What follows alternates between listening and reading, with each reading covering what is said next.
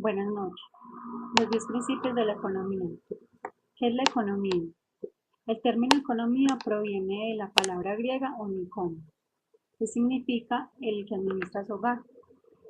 Este origen tal vez parezca peculiar a primera vista, pero en realidad los hogares y los economistas tienen mucho en común. Un hogar tiene que tomar numerosas decisiones, tienen que decidir qué miembros van a realizar cada tarea y qué van a decidir cada uno a cambio. ¿Quién hará la comida? ¿Quién hará la colada? ¿Quién tomará la merienda el trozo de tarta que ha sobrado? ¿Quién elegirá el programa de televisión que van a ver? En suma, el hogar tiene que distribuir los recursos escasos entre los distintos miembros, teniendo en cuenta la capacidad, los esfuerzos y los deseos de cada uno. La sociedad tiene que tomar al igual que un hogar numerosas decisiones, tienen que decidir qué trabajo realizarán, a quiénes lo realizarán, necesitan algunas personas para trabajar la tierra, otras para hacer ropa y otras para diseñar programas informáticos. Una vez que han asignado los individuos, así como la tierra, los edificios y las máquinas, a las diversas tareas también tiene que asignar los servicios que estos producen. Tienen que decidir quién comerá caviar y quién patatas, quién conducirá un Mercedes y quién el autobús. El problema económico. Estas decisiones presentan un síntesis problema económico. Toda sociedad tiene que responder tres preguntas. ¿Qué bienes y servicios se deben producir? ¿Cómo se deben producir estos bienes y servicios? Si, ¿quién debe recibir los bienes y servicios que han producido? Sería fácil responder estas preguntas si hubiera tanto recurso que la sociedad pudiera producir todo lo que quisieran sus ciudadanos, pero no es así. La sociedad nunca tendrá suficientes recursos para producir los bienes y los servicios que satisfarían los deseos y las necesidades de sus ciudadanos. Estos recursos se pueden clasificar en términos generales en tres categorías. Tierra. Todos los recursos naturales de la tierra engloba cosas como los yacimientos minerales, por ejemplo, el mineral de hierro, de oro y cobre, los peces que hay en el mar, carbón y todos los productos alimenticios. Trabajo. El esfuerzo humano, tanto mental como físico, que realiza la producción. Un trabajador de una fábrica que produce herramienta de la precisión, un banquero inferior o barrendero, un maestro, todos ellos forman de trabajo. Capital. El equipo y las estructuras que se utilizan para producir bienes y servicios. Los bienes de capital engloban la maquinaria de fábrica, los edificios, los tractores y ordenadores, los hornos de cocina, todo aquello que el bien no utiliza por sí mismo, sino por su aportación a la producción. Escasez y elección. La sociedad tiene que gestionar los recursos que posee. La gestión de los recursos de las sociedades es importante porque estos son escasos. La escasez significa que la sociedad tiene unos recursos limitados y por tanto no puede producir todos los bienes y los servicios que desean tener los individuos. De la misma manera que un hogar no puede dar a todos y cada uno de sus miembros todo lo que desean, una sociedad no puede dar a todos y cada uno de los individuos el máximo nivel de vida que aspira. La economía es el estudio de modo en que la sociedad gestiona sus recursos escasos e intenta responder a las tres preguntas fundamentales que hemos señalado antes. En la mayoría de las sociedades, la asignación de los recursos es fruto de la acción conjunta de millones de hogares y las empresas por medio de un sistema de mercado. Los economistas estudian el modo en que toman decisiones las personas, cuánto trabajan, qué compran, cuánto ahorran y cómo invierten sus ahorros. Estudian el modo en que se interrelacionan. Por ejemplo, examinan la forma en que la multitud de compradores y vendedores de un bien determina conjuntamente el precio en que se vende este y la cantidad que se vende. Analizan las fuerzas en que tendencias en que afectan la economía con un conjunto entre los cuales se encuentra el crecimiento de la renta media y la proporción de la población en que se encuentra el trabajo de la tasa de que suben los precios. Aunque el estudio de la economía tiene numerosas facetas, está unificado por varias ideas fundamentales. En el resto de un capítulo examinados los 10 principios de la economía.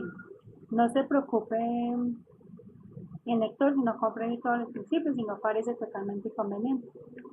¿Cómo toman decisiones los individuos? Una economía no tiene nada de misterioso, independientemente de que nos refiramos a la economía de un grupo de países como la Unión Europea, o la economía de un país como la India. A la economía de todo el mundo, una economía no es más que un grupo de personas que se interrelacionan en su vida diaria. La economía se refiere a todas las actividades relacionadas con la producción y el intercambio que se realizan diariamente, es decir, todas las compras y todas las ventas. El nivel de actividad económica se refiere a la cantidad de compras y ventas que se realizan en la economía durante un periodo de tiempo. Como la conducta de una economía refleja la conducta de los individuos que la componen, iniciamos nuestro estudio del análisis económico en cuanto a principios para lo que rigen los individuos para tomar las decisiones. Primer principio, los individuos se enfrentan a disyuntivas. Hay un viejo dicho común entre los economistas que resume la primera lección sobre la toma de decisiones. El que algo quiere, algo le cuesta. Para conseguir lo que nos gusta normalmente tenemos que renunciar a otra cosa que también nos gusta. Tomar decisiones es elegir entre los beneficios de un objeto de otro. Consideramos caso de un estudiante que tiene que decidir cómo repartir su tiempo, el recurso más valioso, y puede dedicarlo a otros de estudiar economía, lo cual le aportará beneficios con una calificación más alta, y puede dedicarlo todo a disfrutar las actividades de otro, lo cual le aportará otros beneficios o puede repartirlo entre las dos actividades. Por cada hora que estudia, renuncia a una hora que podría dedicar al gimnasio, o montar bicicleta, o a ver televisión, echarle la siesta o trabajar en tiempo parcial, en fin de tener un dinero más para sus gastos. Consideramos el caso de los padres que tienen que decidir cómo van a gastar la renta de la familia. Pueden comprar alimentos, ropa o unas vacaciones familiares. Pueden ahorrar esa parte de renta para cuando se jubilen o quizás ayudar a sus hijos a comprar una casa o un apartamento cuando crezcan. Cuando deseen gastar en euro más en uno de estos bienes, tienen un euro menos para gastar en algún otro. Cuando los individuos se agrupan a sociedades, se enfrentan diferentes tipos de disyuntivas. La clásica es la disyuntiva entre los gastos de defensa y los gastos de alimentos. Cuando los gastamos en defensa nacional para proteger nuestro país de los agresores extranjeros, menos podemos gastar en bienes de consumo. Para mejorar nuestro nivel de vida, la sociedad moderna también es importante la disyuntiva entre medio ambiente limpio y un elevado nivel de renta. La legislación que obliga a las empresas a reducir la contaminación eleva el costo de la producción, bienes y servicios.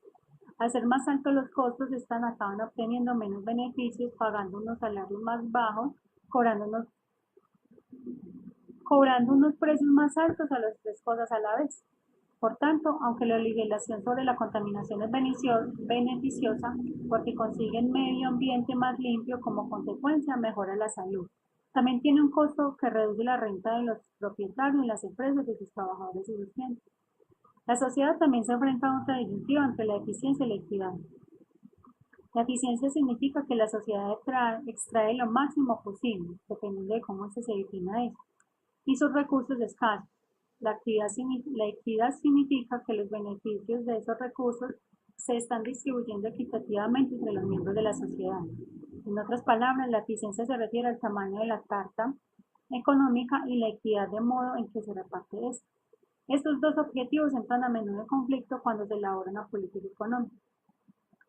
Consideramos, por ejemplo, las medidas cuyo objetivo es conseguir una distribución más igualitaria del bienestar económico.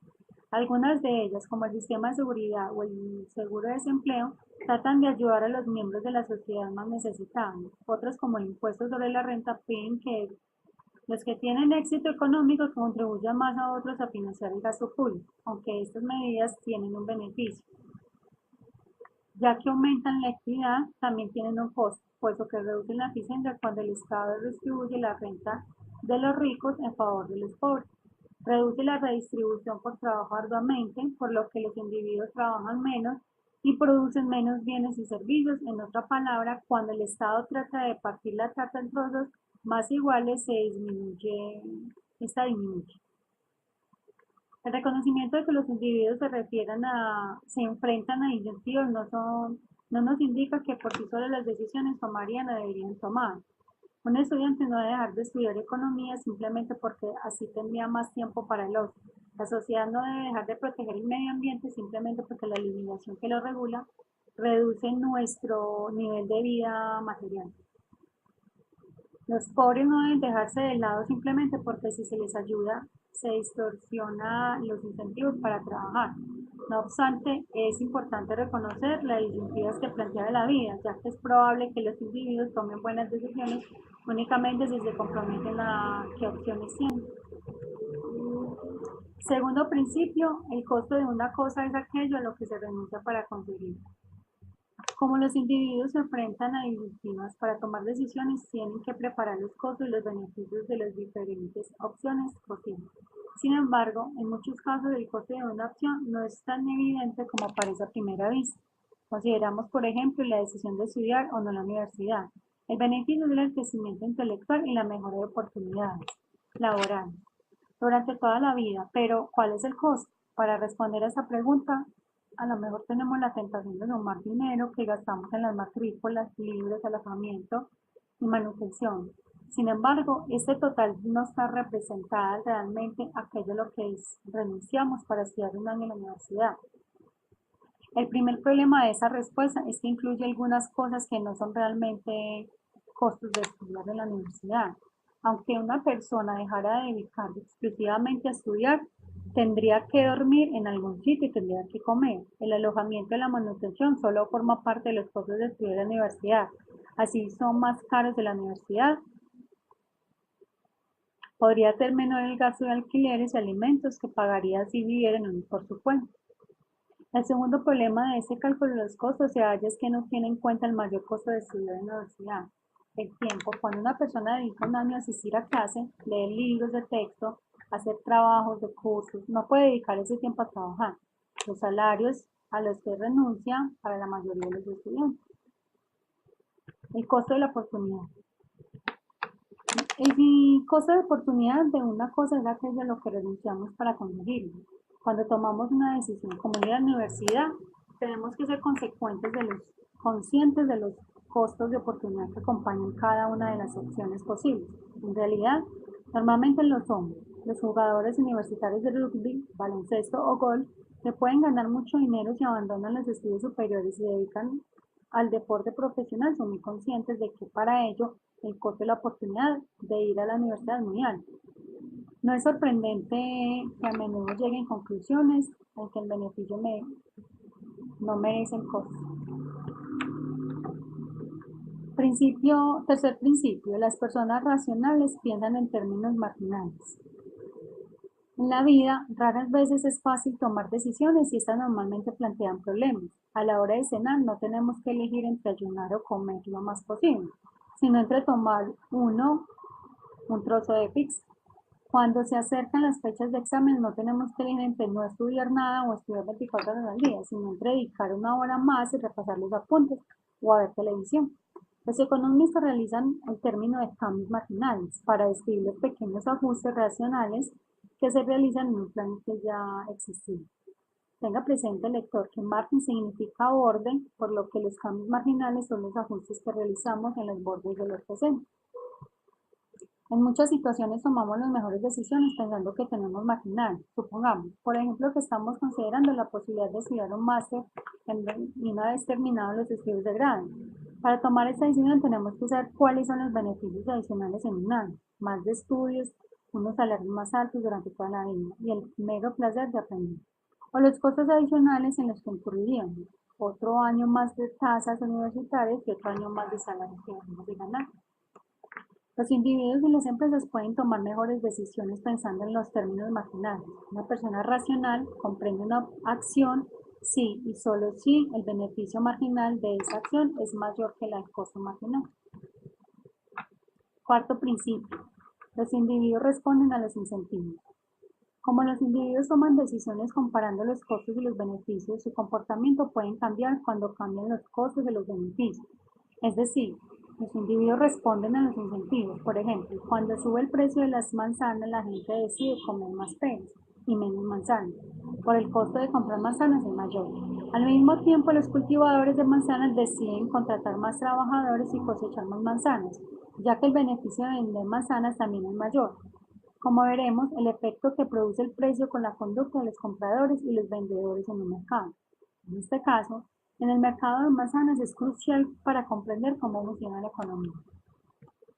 Los poderes públicos nunca deben olvidar los incentivos, ya que muchas de las medidas que toman alteran los costos y los beneficios. Un impuesto sobre la gasolina también me anima a utilizar el transporte público en lugar de un automóvil o a vivir más cerca del centro de trabajo. Cuando los poderes públicos no tienen en cuenta cómo afectan sus medidas los incentivos, a menudo acaban obteniendo unos resultados que no pretendían. Por ejemplo, en el Reino Unido existía una desgravación fiscal para dar a los propietarios de los locales comerciales que no estaban utilizándose un incentivo para que les encontraran nuevos usos y nuevos dueños. El gobierno decidió suprimir la desgravación fiscal y dio a entender que ahora los propietarios de los locales tendrían un incentivo para volver a utilizarlos antes posible con el fin de no perder la desgravación. Desgraciadamente, cuando entró en vigor la nueva medida, la economía se encontraba sumida en una grave recesión. No era fácil para los dueños de los locales encontrar nuevos arrendatarios y no digamos conseguir que se crearan nuevas empresas en estas propiedades vacías. Algunas pensaron en que era más barato demoler sus locales que tener que pagar un impuesto para ello. ¿En este el resultado que quería el gobierno? Casi seguro que no. ¿Cómo interactúan los individuos? Los 4 primeros principios utilizados se refieren a cómo tomamos decisiones. Muchas de las decisiones que tomamos a lo largo de nuestra vida nos afectan, no solo a nosotros, sino también a otras personas. Los 3 principios siguientes se refieren a la forma en que interactuamos. Quinto principio. El comercio puede mejorar el bienestar de todo el mundo. Estados Unidos y China son competidores de Europa y la economía mundial. Eso es cierto en algunos aspectos. Puede las empresas estadounidenses y las chinas producen muchos de los mismos bienes que producen las empresas europeas y fabricantes de juguetes compiten por los mismos clientes en el mercado. Los cultivadores de fruta compiten con los mismos clientes en el mercado de fruta. Sin embargo, es fácil cometer un error cuando se piensa que la competencia entre los países, el comercio entre Europa y Estados Unidos y China no es una competición deportiva, en la que uno de los equipos gana y el otro pierde. En realidad ocurre lo contrario. El comercio entre dos economías puede mejorar el bienestar de las dos. Para ver por qué, observemos cómo afecta el comercio en nuestra familia. Cuando un miembro de nuestra familia busca trabajo, compite con los miembros de otras que están buscando trabajo. Las familias también compiten entre sí cuando van de compras, ya que cada una quiere comprar los mejores bienes al precio más bajo posible.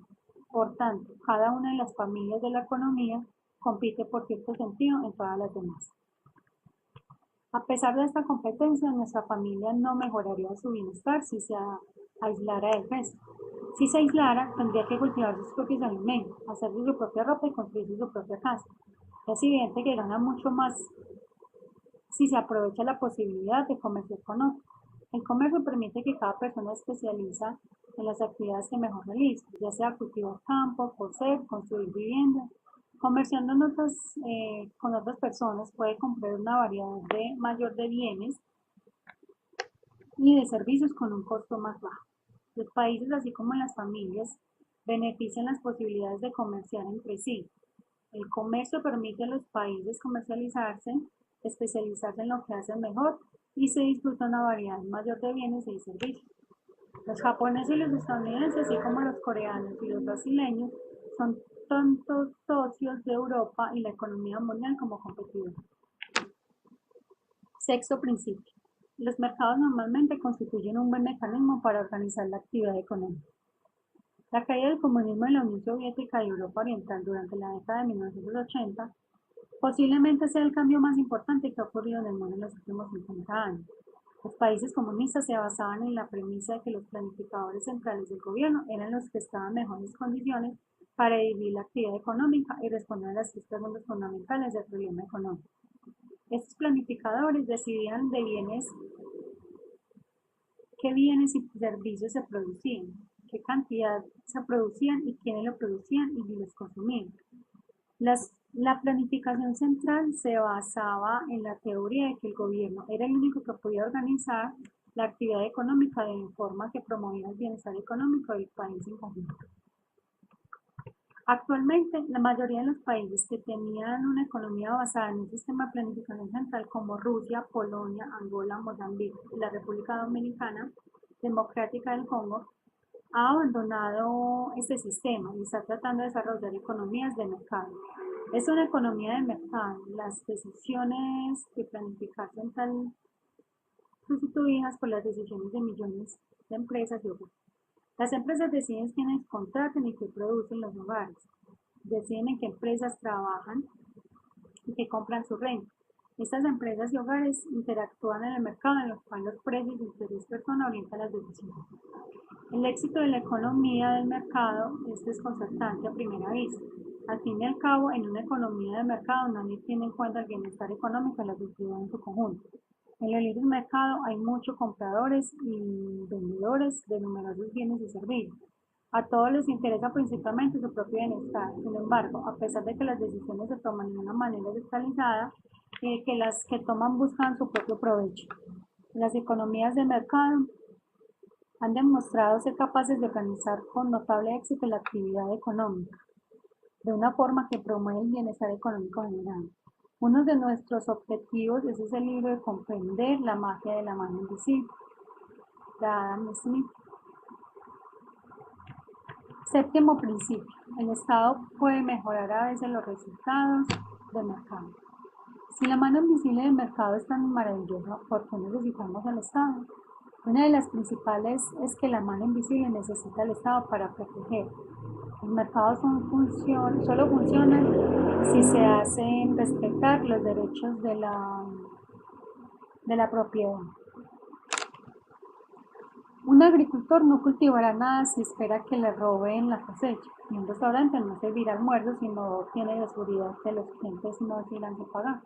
Todos recurrimos a la policía y los tribunales que ponen a nuestra disposición el Estado para que velen por nuestros derechos sobre los cosas que producimos.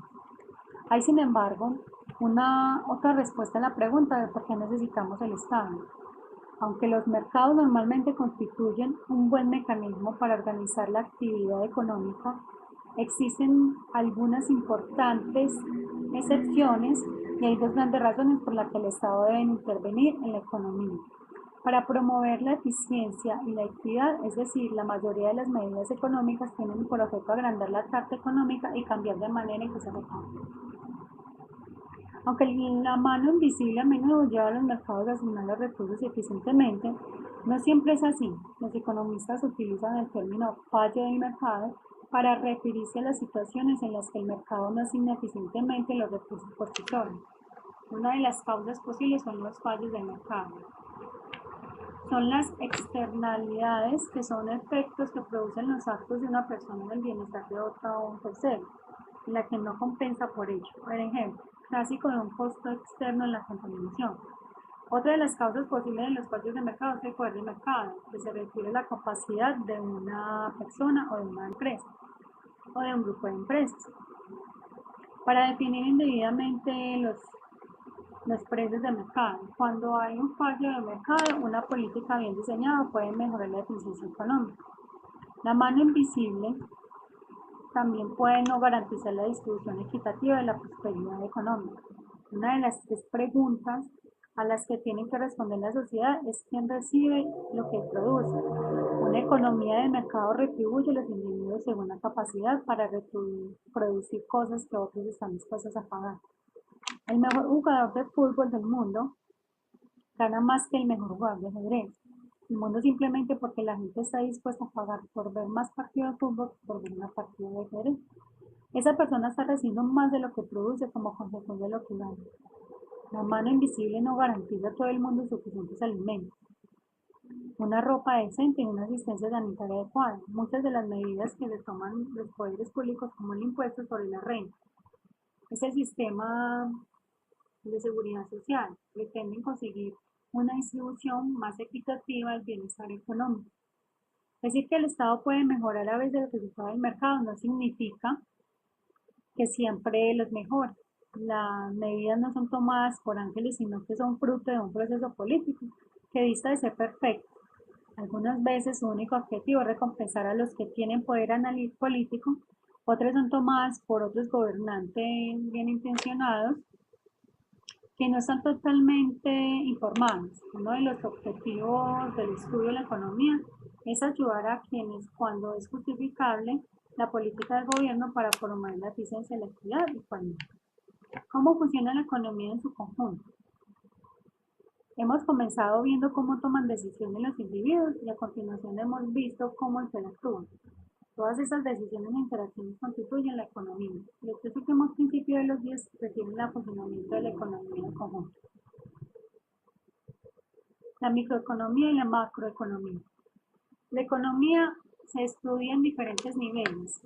Los 7 primeros principios implican un estudio de decisiones de los hogares y las empresas, así como la interacción de los mercados de bienes y servicios concretos. En los 3 últimos principios examinamos los funcionamientos de la economía en conjunto, que es simplemente la suma de actividades que realizan todos los agentes económicos.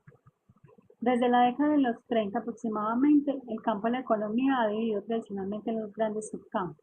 La microeconomía, que es el estudio del modo que toman decisiones los hogares y las empresas de la forma en que interactúan de cada mercado, y la macroeconomía es el estudio de los fenómenos que afectan conjunto de economía. Un microeconomista podría estudiar los efectos de un impuesto sobre el uso del automóvil para reducir el tráfico en el centro de la ciudad, la consecuencia de la competencia extranjera para la industria automovilística europea o el modo en que influye la posesión de estudios universitarios en lo que gana una persona a lo largo de su vida. Una macroeconomía podría estudiar los efectos de endeudamiento del Estado, la evolución de una tasa de desempeño en la economía de distintas medidas para aumentar el crecimiento y el nivel de vida de su país. La microeconomía y la macroeconomía están estrechamente relacionados entre sí, como los cambios de la economía agregada en el estudio de las decisiones de millones de personas. Es posible comprender el fenómeno macroeconómico sin examinar las decisiones macroeconómicas correspondientes. Por ejemplo, un macroeconomista podría estudiar la recuperación de una reducción en impuestos sobre la renta de producción total de bienes y servicios en una economía. Para analizar esta cuestión, tendría que preguntarse cómo afecta la reducción del impuesto y las decisiones de los hogares sobre la cantidad de gasto en bienes de servicio. A pesar de la relación inherente entre la microeconomía y la macroeconomía, los dos campos son distintos. En economía, tal vez parezca lógico comenzar por la unidad más pequeña, sin embargo, esa manera de proceder no es necesaria y siempre la misma. Un concepto fundamental en macroeconomía es el crecimiento económico, que es el aumento porcentual del número de bienes y servicios producidos en una economía durante un periodo de tiempo y que normalmente se expresa trimestral o anualmente. Octavo principio. El nivel de vida de una economía depende de la capacidad para producir bienes y servicios. En la tabla 1.1 muestra el Producto del Interior Bruto per cápita de la población de algunos países expresado en dólares.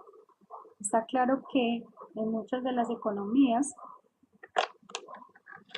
avanzadas de renta per cápita es relativamente alta en Noruega. Si nos alejamos de las prósperas economías de Europa Occidental, comenzamos a observar la existencia de una referencia de renta en niveles de vida en todo el mundo, que son bastante asombrosos. Como cabría esperar, esta enorme diferencia de renta media se refleja en algunos otros indicadores de la calidad de vida. El nivel de vida de los ciudadanos de los países de renta tienen mejor nutrición, mejor asistencia sanitaria y mayor esperanza de vida a los ciudadanos de los países de renta baja, así como más televisores, más refugios y más automóviles. El nivel de vida también varía significativamente a lo largo del tiempo. En los últimos 5 años, el crecimiento económico ha sido alrededor de unos 4.68% al año de Albania, alrededor de unos 10.5% en el año de China, pero en Letonia la economía ha contraído el torno de 1.4% durante el mismo periodo de tiempo. ¿A qué se deben estas grandes diferencias entre los niveles de vida de los distintos países y las distintas épocas? La respuesta es sorprendentemente sencilla. Casi todas las diferencias entre los niveles de vida atribuibles a las diferencias entre los niveles de productividad y de los países que en la cantidad de bienes y servicios producidos. Con cada hora de tiempo que un trabajador en los países de los trabajadores pueden producir una gran cantidad de bienes y servicios.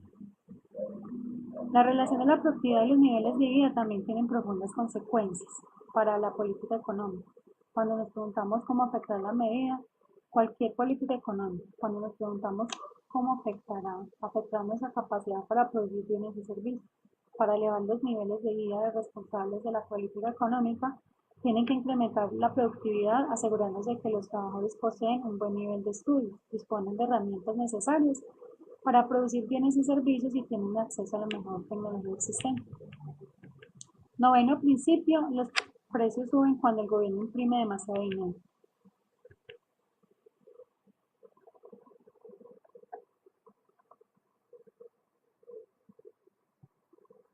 Este episodio es uno de los ejemplos más espectaculares de la inflación de la historia, una subida a nivel general de precios de la economía. La inflación alta de problemas porque imponen algunos costos de la sociedad mantenerla en un bajo nivel de objetivo y los responsables de la política económica. ¿A qué se debe la inflación? En casi todos los casos que es alta, persistente, resulta el culpable es el mismo. El crecimiento de la cantidad de dinero, cuando el gobierno crea grandes cantidades de dinero, el valor disminuye, como hemos señalado antes. El gobierno zimbabuense estaba emitiendo billetes de denominaciones cada vez mayores. Generalmente se acepta que existe una relación entre el crecimiento de la cantidad de dinero y la tasa de crecimiento. Décimo principio. La sociedad se enfrenta a una disyuntiva a corto plazo entre la inflación y el desempleo. Cuando el gobierno aumenta la cantidad de dinero, hay en la economía uno de los resultados de inflación, otro al menos corto plazo, la disminución del nivel de desempleo, la curva que muestra esta disyuntiva a corto plazo entre la inflación y el desempleo que se denomina curva de Phillips, en honor al economista que primero examinó cuando trataba del London School of Economics. La curva de Phillips sigue siendo un tema de controvertido para los economistas, pero actualmente la mayoría acepta la idea de que la sociedad se enfrenta a una disyuntiva a corto plazo entre la inflación y el desempleo. Esto significa sencillamente que el periodo de los 2 años, muchas medidas económicas incluyen en la inflación, en el desempleo de sentido contrario, las autoridades económicas se enfrentan a la disyuntiva independiente de que los niveles de inflación y el desempleo comiencen siendo bajos o se encuentren en una situación intermedia.